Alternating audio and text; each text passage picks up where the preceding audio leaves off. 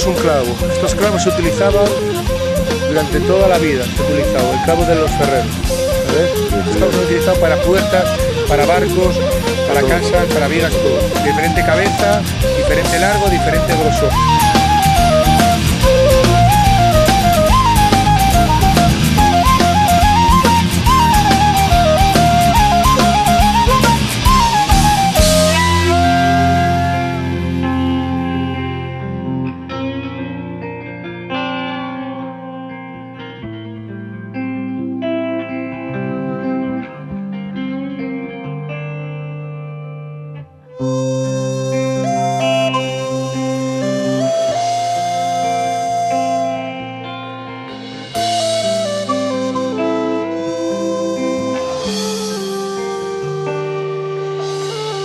Alza los chanclos Olaya,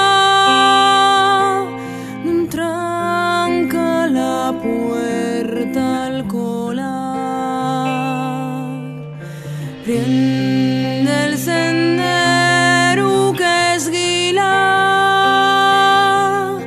pindio a la peña coral. Amas y a les foles que arrincaron a él, ya no tornará más niña, eso andaremoslo a ver.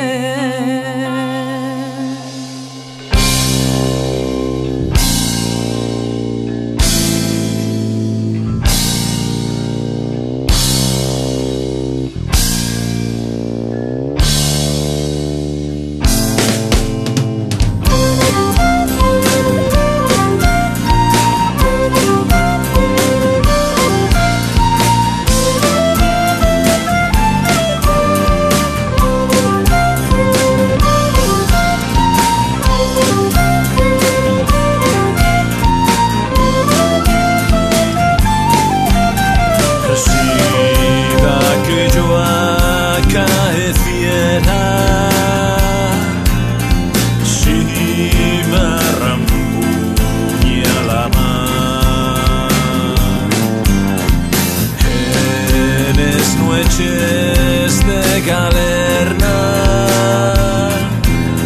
subí a la peña coral que yo tengo desmucibe que te borrache a la mar que en tres vallas